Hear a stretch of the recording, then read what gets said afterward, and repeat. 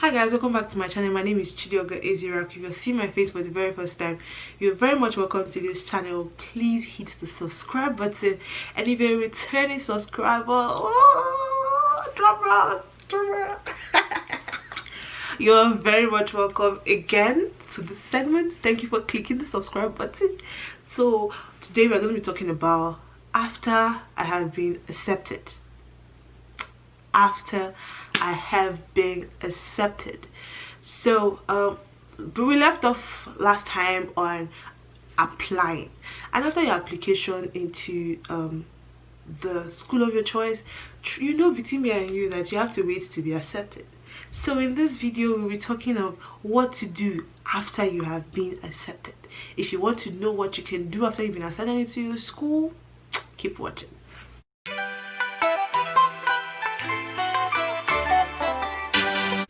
So guys, now like I was saying before, after you've applied, you have to wait to be accepted. If you're not accepted, you reapply until you are finally accepted.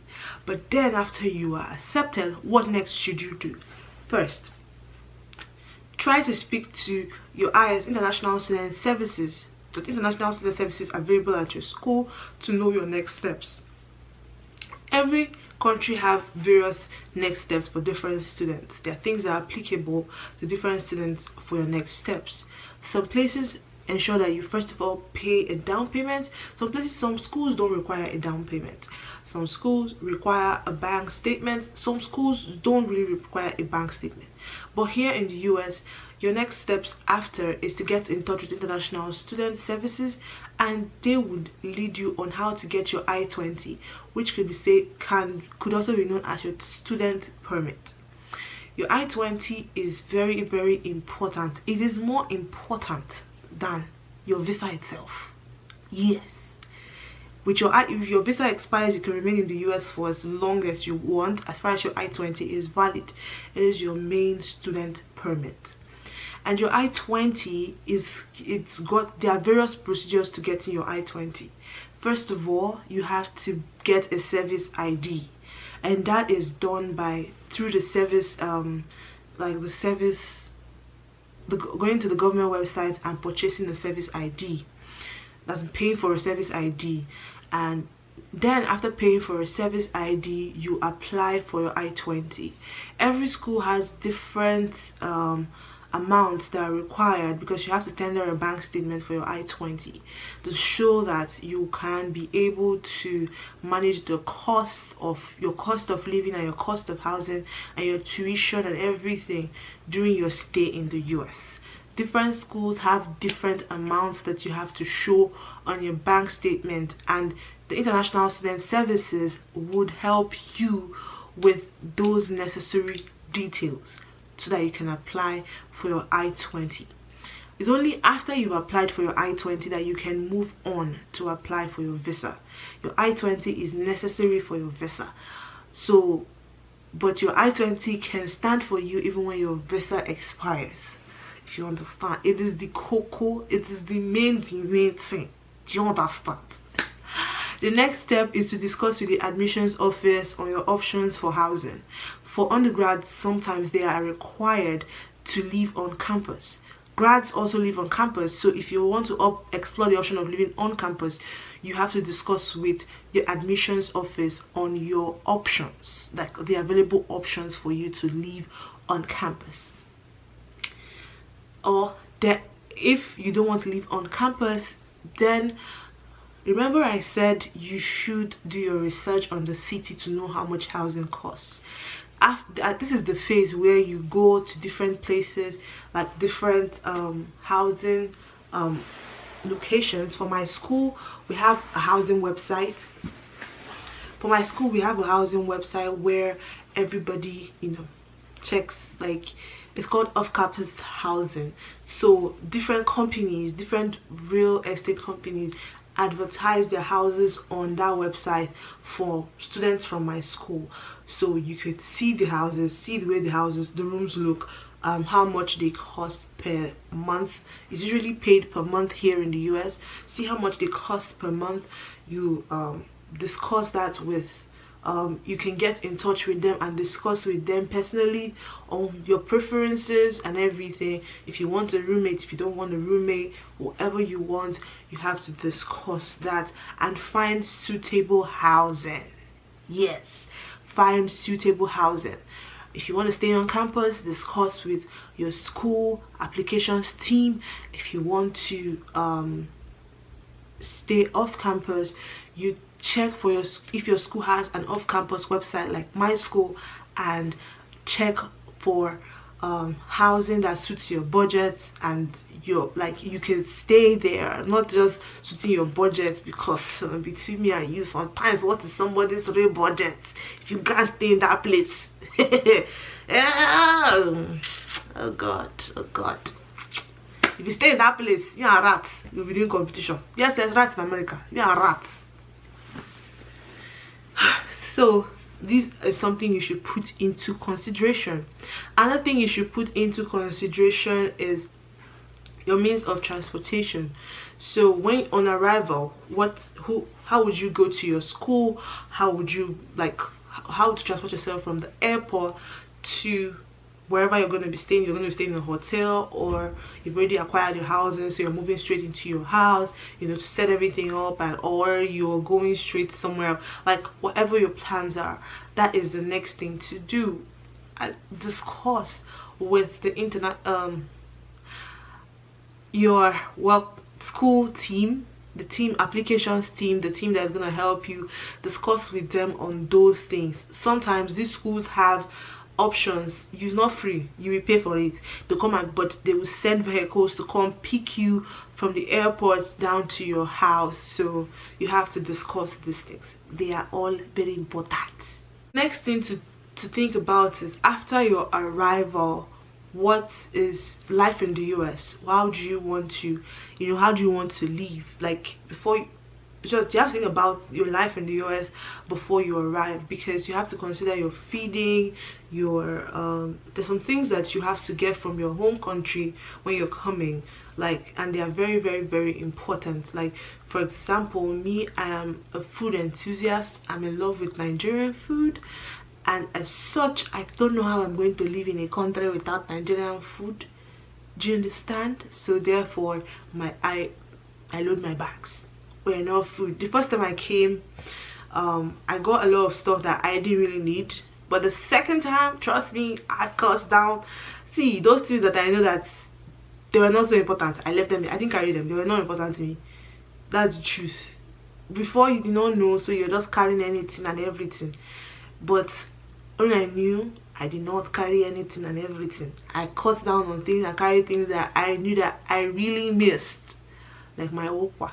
I carried it because I carried it the first time, but I think I carry more now than before. So I really missed my okwa. I miss it. Okay guys, yeah, that's something else. Think about your life in the US and all that. After that, you have to think of, do you want to work while studying, or do you want to just study? So if you just want to study, fine and good. Your parents or your family, or you've made enough money to support yourself during the time of your study, so you're just going to be there and study because that's your option. But if you want to work while studying, you have to go to the International Student Services and understand their policies towards getting a job. For graduate students who this video is concentrating on, you are allowed to work on campus for the first year of your arrival to FAU. You are only allowed to work on campus the first year. You are not allowed to work anywhere else but on campus. So you can get a white collar job, like a real serious job, but it has to be on campus. If you're lucky, you will be among those that get the great jobs, because it's like 1% of people that get those very high paying jobs. If you're lucky, on campus. If you're not, you join the rest bandwagon of us that are in part-time jobs, but all the jobs, any job you have to do within your first year has to be on campus. And then after your first year, you can apply for your CPT, that's curriculum practical training, or your OPT. There's something called LEOPT. So you could continue working after your first year outside school, but your first year you have to be on campus. The next one is driving. Like I said earlier, talking about your life in the US, you have to consider if you want to drive. For I think the first 30 days, if you have a driver's license from your country, you could use it in America for the first, I think, 30 days. Correct me if I'm wrong. But after that, you have to get an American driver's license. So you have to go on the DMV website to get your driver's license. I will be making a video on driver's license and everything that concerns it much later, so watch out for that video. It's something that you want to watch. Trust me, it's something you want to watch. So like I said, the next steps is do you want to drive in the US, or you want to maintain taking public transport, or you're going to stay somewhere that is close to you, close to school, so you just walk or cycle or something. It's something you should also consider, like after you've been accepted. The last but not the least is the visa that you need to enter this country. So many people don't know that you could get all the documentations you need from your school and still be bounced at the embassy. In short, you could still be bounced. Like if you've gotten calm down, don't jump. Let me not jump. Let me say it as it is. So after getting your I-20 and, you know, preparing adequately, and then you apply for your visa, the school, when you get to the embassy, you could still be denied get your visa. You need to adequately prepare and show enthusiasm towards studying in the US for you to get your visa. I, for one, I was denied my visa. Yes, the very first time I applied, they bounced me. I was so confident, guys. I was so confident that, oh, this is a walkover, this is one of those things, I've gotten it already, you know. I was so confident, and they don't you know, they bounce basketball. The amount of shock I was in there, I couldn't cry. You know, that kind of shock that does not allow you, like, because I have travel history. My first degree was not in Nigeria. That's the first place. The second place is that I've been to the US before, and I've been traveling. So I'm wondering, like, what happened? I was wondering what happened. So but denial the first time does not mean you cannot reapply.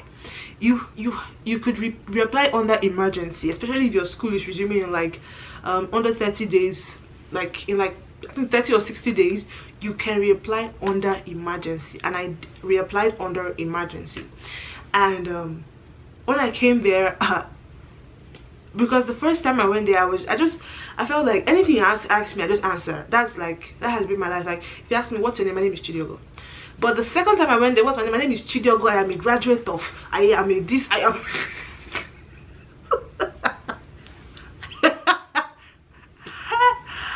I was saying more than they asked me. I was doing extra. So the counselor even told me, she looked at me, she was like, don't worry, you've got your visa.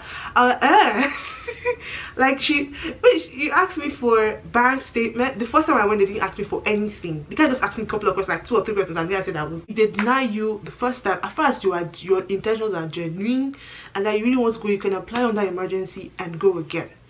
Do you understand? Do I make myself clear? Yes. So if you have further questions you want to know on accepting and moving to the US after you've been accepted, please let me know in the comment section. I'm more than willing to answer you on anything you want to know. I'm also starting a series where I discuss challenges people face, international students face, and of which one of those major challenges between me and you is finance, your hair. See my hair? I hope you see my hair. Your hair, finance, there are a lot of challenges, food, and trust me, we're going to discuss all that because this is a safe space, and as such, it's an opportunity for us to say how we feel, culture shock, experience, and you know, this kind of stuff. So thank you guys for watching. Please hit the subscribe button if you've not hit the subscribe button already, and I'll see you guys in my next video.